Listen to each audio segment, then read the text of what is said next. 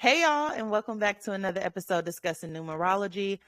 A couple weeks ago, we talked about the single digit number 5, which is all about growth and change. Today, we'll talk about the healer that is single digit number 6. Now, I'm a little biased today, y'all, because I'm a life path number 6 in modern numerology. So today feels like we're talking about me.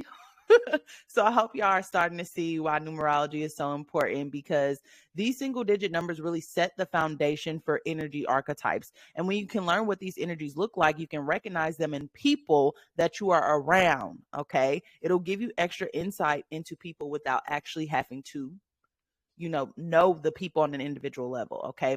We shift between these energies throughout our life, right? This is the energy that we possess. So if you can recognize it, it could literally help you navigate life better. But understand that the 5 core numbers that we talked about in the beginning, those are just your default setting. All right. But it doesn't mean that you don't experience this other energy. By learning the characteristics that this energy takes, you can use this to your advantage when meeting new people, when trying to understand people, when you're trying to learn lessons necessary to your development. Okay. While you are in that energy, you can learn how to balance it out. Okay. Once you can notice this energy in yourself, you can apply the lessons to your life to balance out the energy, ultimately leading you to balance in the state of bliss and nirvana. That's really the ultimate goal, y'all. Be the most authentic, balanced version of yourself in this realm of duality. Okay. So that's what I want to help us do with this content. And it starts with us learning energy, because you are energy. So let's jump right in. All right. So the number 6 is considered to be the nurturer and the caretaker. 6 is the energy that has the most harmony and balance. Remember, the number 6 is associated with the planet Venus. This number is considered the number of motherhood and maternal nature. This energy is also about nurturing, healing, protecting, guiding, and sacrificing. 6 is very much the glue that holds everything together. And when this energy is absent, dysfunction is definitely in the fucking room. Okay. 6 is important to bring in harmony, peace, and balance in relationships. From the shape, you can see that 6 is purely feminine number. All of her lines are curved. Okay. So for the most part, she's super loved, appreciated, and adored in her community. The impulse here is entering into spaces and immediately feeling the urge to create balance and harmony. But there is also this need to teach and guide others as well, especially when it comes to people who need it the most, the young, the old, and the less fortunate. That last part comes from her strong sense of justice and compassion. 6 is the only number that meshes well with all other numbers.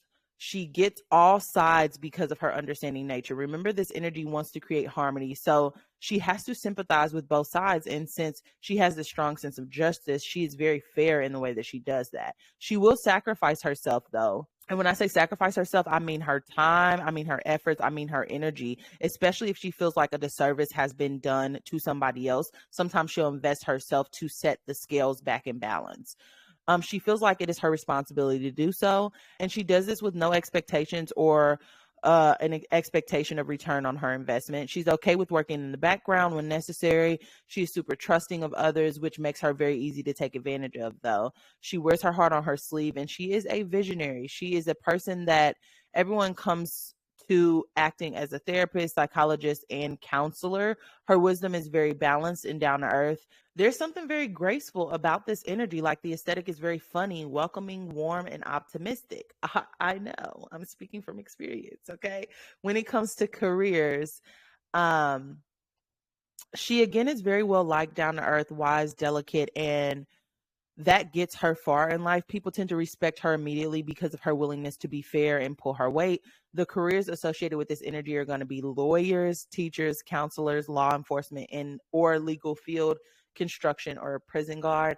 I just want to say, that I started my platform teaching y'all about the law. So yeah. Now, the cons to this energy, and there are a lot. Okay. So the issue with this energy comes in when you are overly nurturing, caring, aiding, and healing, because then you can either be taken advantage of and used up, or you can become too involved in the affairs of other people, which can be a little bit intrusive. When I say a little bit intrusive, I mean intrusive as fuck. Okay. Especially if you start being in everybody's business but your own. Both of these are immediate no's for me. Like I said, I'm a life path 6, and I am a former doormat, and I've been a doormat my entire life. I took care of everybody's kids. and was barely taking care of myself. I think all the oldest girl cousins can relate to this. But it's probably why I don't have kids now. Hell, I done had so many of them kids throughout my life. What the hell I'm gonna do with a kid now? Right? So yeah. I've also been on the other side of this where I've been too involved in other people's lives, trying to literally fix everybody. I would see what they could do to like tweak, or what they could tweak to make themselves happier, and express that without consent. And when you are talking about people's life, they're going to take that personally. And sometimes what you see as help can feel like judgment to them or a constant critique. Now, she can be demanding at times. She can be super jealous and narrow minded. She gets hung up in the smaller details of things to avoid the bigger picture, which works to her detriment. She has martyr energy so bad that she will sacrifice herself for the greater good or for some cause that she believes in against the advice of others. She's always tangled up in the wrong people because she is a bad judge of character. Sixes can be very arrogant and self-righteous. She hates authority figures, institutions, and what they breed, which are religious fanatics. She can be self-centered and egoistic. Sometimes if you don't appreciate her care, she can turn on you so fucking quickly and with a coldness you were not expecting, because this is a nurturing energy, okay? And this turn can cause other people to get hurt. This energy also suffers with anxiety, fears, and insecurity. Six energy is where we get people who have OCD, but also people who have Munchausen's syndrome. Now, although this is the most stable and harmonious numbers of the single digit, when the six is not in harmony and balance, she can be the most destructive and dangerous of all the numbers. This energy can get really cynical and angry at times, and you don't want to be on the receiving end of either of them. Okay. So let's jump into this case study. But y'all, I'm going to say that I'm already going through regrets about this, because I'm going to give y'all a balanced version and an unbalanced version of this energy. And I think that we need to see the unbalanced version because there are so many of our friends who act like this. Okay. Now, the unbalanced version is going to be Joan from Girlfriends. And that makes my throat close up, because I literally used to say in my head, like, my best friend acts like Joan from Girlfriends, and it kind of was like an insult. Like, but I didn't realize that we bonded on some of those same areas because we are the same energy. We both are 6 life path numbers. Okay. She is just a very unhealed version of that. So, child, that hurts my heart to even say that. That hurts my heart to even say that. Okay. Because I feel like when we first met each other, we were very much so both in an unbalanced version of this energy. It just appeared differently. And we recently stopped being friends because I have grown from that and I don't want to be that anymore. And I would say in the last couple of years, we stopped being friends, but I had not been that version for a long time. There's always been a huge divide in between the way that we act and the way that we handle things, but still similarities. Okay. So thank God for growth, because I was rejecting Joan because I couldn't look myself in the mirror. Okay. I wasn't holding myself accountable. So this is for any girls out there who are not holding themselves accountable, who has this nurturing 6 energy. Okay. Now, Joan was the friend that had it together. She was the center of her friendships. Everybody came to her for advice. She threw all the holiday parties. Okay. She took on everybody else's problems. She was in everybody else's business. Okay. And when I say took on everybody else's problems, everybody and their mama lived with Joan. Everybody and their mama, even down to their kids. Joan was a lawyer. Right? Does that not fit the energy? But she was a lawyer who did not want to be a lawyer. The only reason why she was a lawyer is because she took the advice of her parents. She was doing what they wanted her to do and ended up unhappy until she opened up her bar. Okay. She always ended up with men who loved something or someone more than they loved her. Okay. She wanted to be picked so fucking bad, never really giving her what she needed. She took care of everybody and helped the group stay together, always prioritizing everybody's needs over her own, playing different positions when necessary to try to keep the harmony of the group. Okay. But Joan was also selfish as fuck. She literally turned on her friends anytime a man entered the fucking picture. Joan was gone. Okay. She was very egoistic. When she started driving that Benz and dating that pro basketball player, she was basically like, y'all are bums. Like, y'all are bums. Like, I'm not hanging with y'all. I'm hanging with my man. Okay. She was always in everybody's business, trying to tell people what they should do or how they should act. She interfered as well. We seen that at Maya's wedding. We seen that so many different times. Joan just needs to sit the fuck down. Okay. She was jealous every time one of her friends got married and wanted to control everything. She was insecure to the point of desperation. The moment she found out that Tony was getting married before her because she thought that she was going to be the one getting married first, the moment that she realized that, she broke the fuck down. Okay. Because she felt like she deserved it, but she just wasn't getting picked. Okay. But that's because she wasn't prioritizing herself. She wasn't setting good boundaries. Okay. When you don't have boundaries for yourself, anybody can come in. Okay. So going through life, choosing people who are clearly taking advantage of her, using her up, and still feeling lonely at the end of the day, never speaking up for herself in an effective way. And she was so self-righteous. It was her way was the right way and your way was wrong. And she was very, very stubborn about that. And she desperately wanted to be married and live that traditional life. Like I said, she wanted to be picked so bad and settle down and have a family of her own. So much so that she kept choosing men over her friends. And I don't like that. Joan, girl. Okay. Ooh, that hurts my heart to say. Ooh. I know I said it before, but Lord, that hurts my heart to say, because a lot of that resonates besides the choosing the man over your friends, because I ain't never been on that. It was never given that. Men are, well, men. Enough said. Okay.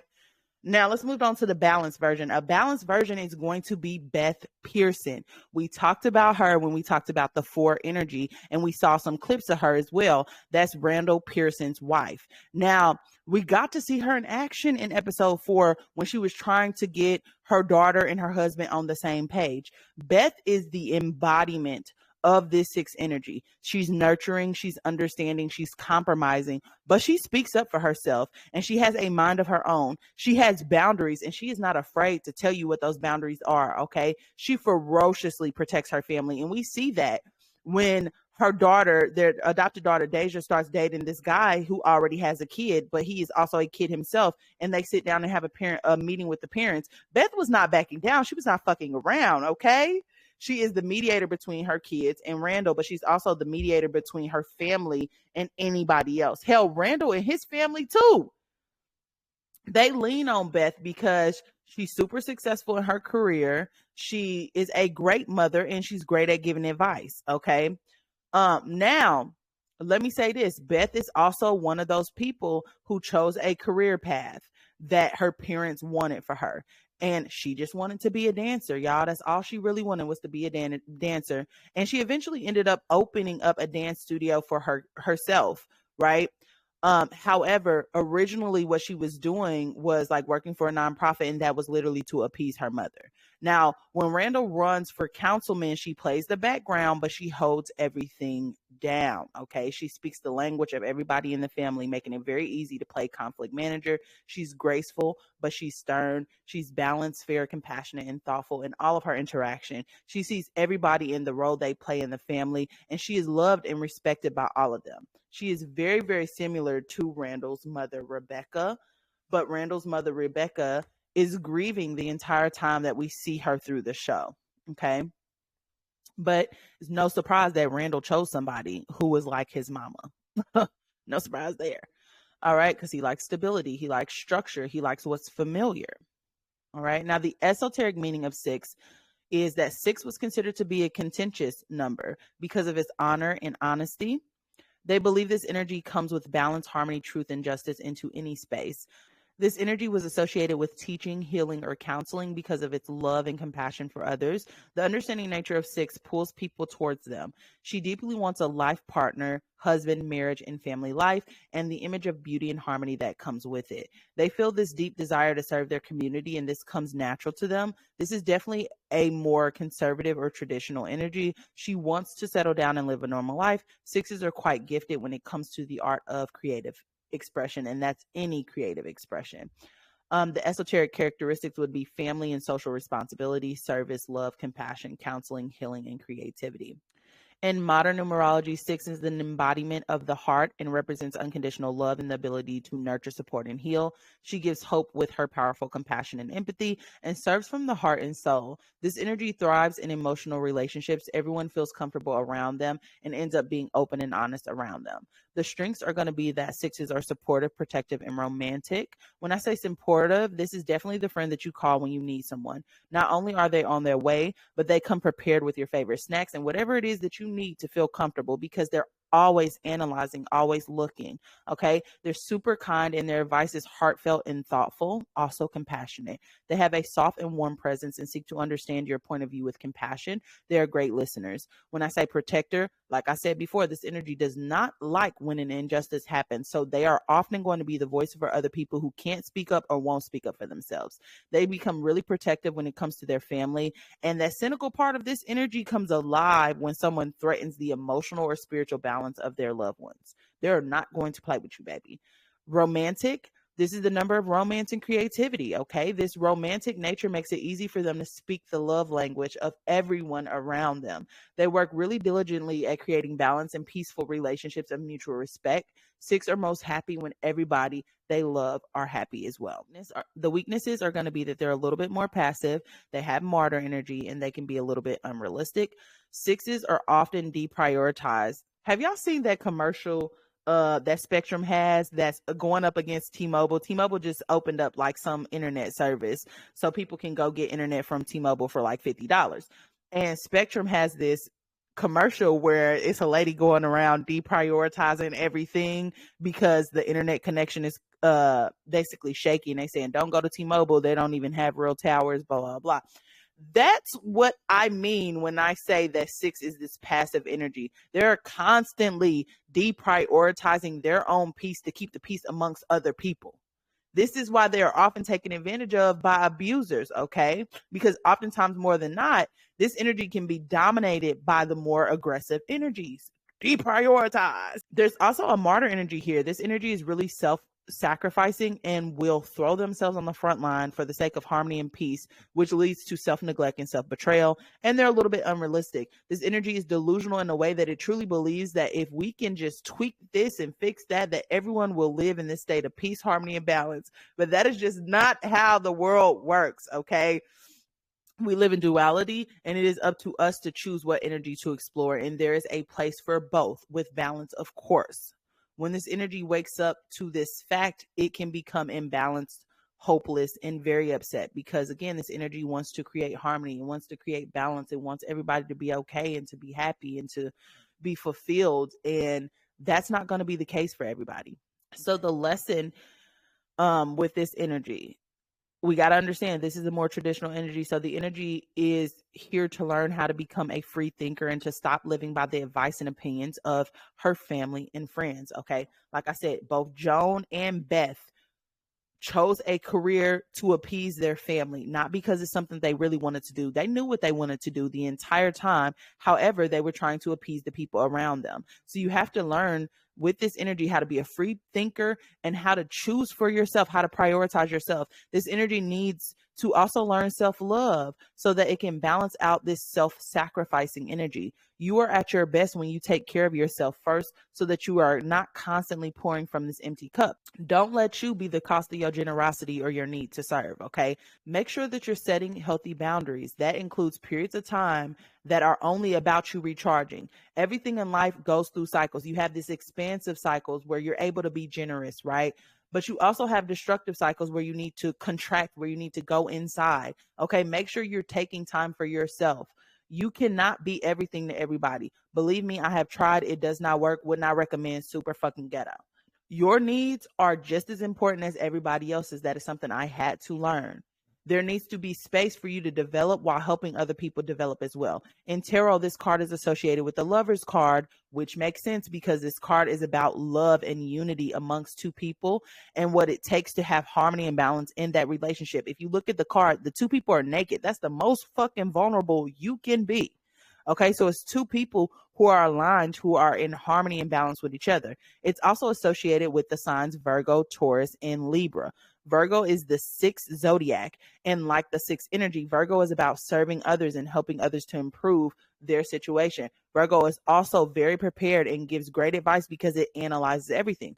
Taurus and Libra are both ruled by Venus, who is about beauty, aesthetic, romance, and art. You see in Taurus, and the need for balance, fairness, in relationships of all kinds you see in Libra. Remember, the lesson of Venus is that everything is best enjoyed with a sense of detachment. Love it while it is serving you and release it when it is not. Okay. So, boom, that concludes our episode on single digit number 6, or Tasha. Next week, we'll discuss single digit number 7, which is the energy of intellect. Thank you for watching until the end. As always, like, comment, share, and subscribe if you have not already. I love y'all deep, and until next time.